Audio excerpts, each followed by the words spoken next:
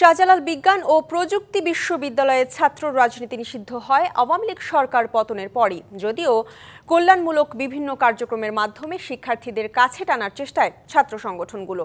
মতাদর্শ ভিন্ন হলেও ছাত্র সংসদ নির্বাচনের বিষয়ে অভিন্ন মত তাদের। রাজনীতি না থাকায় নেই হল দখল কিংবা প্রভাব বিস্তারের তোড়জোড়।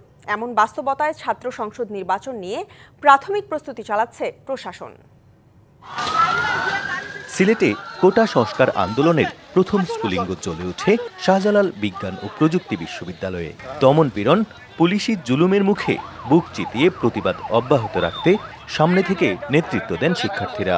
অগ্নিঝরা পথ মারাতে শহীদ হন শিক্ষার্থী রুদ্র সেন। সরকার পতনের পর ক্যাম্পাসে নিষিদ্ধ হয় ছাত্র রাজনীতি। যদিও সমস্যা ও সংকটে এখনও এক হয়ে আওয়াজ তোলেন শিক্ষার্থীরা। এমন বাস্তবতায় সাধারণ শিক্ষার্থীদের সাথে নিজেদের মতো করে যোগাযোগ রাখছে ছাত্র সংগঠনগুলো। 1986 সালে প্রতিষ্ঠার পর 1997 সালে একবারই ছাত্র সংসদ নির্বাচন হয় শাবিপ্রবিতে। সে সময় ছাত্রদল জয়ী হয় পূর্ণ প্যানেল নিয়ে। অবিলম্বে ছাত্র সংসদ নির্বাচন সহ ক্যাম্পাসে ছাত্র রাজনীতি চালুর দাবি সংগঠনটির।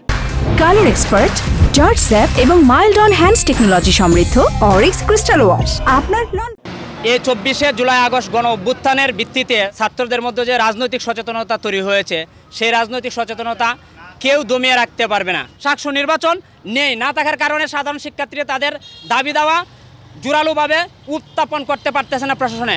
নানাভাবে কল্যাণমূলক কর্মকাণ্ডের মাধ্যমে শিক্ষার্থীদের সাথে সংযোগ রাখছে ছাত্র শিবির। আমরা চাই বাংলাদেশের প্রত্যেকটি পাবলিক বিশ্ববিদ্যালয়ে ছাত্র সংসদ নির্বাচন হোক এবং ছাত্র রাজনীতির যে লেজুর ভিত্তি ছিল এটা দূর হোক।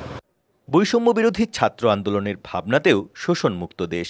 কোনো রাজনৈতিক দলই যেন ফের ফেসিবাদীর রূপ না নেয় সে বিষয়ে সতর্ক তারা।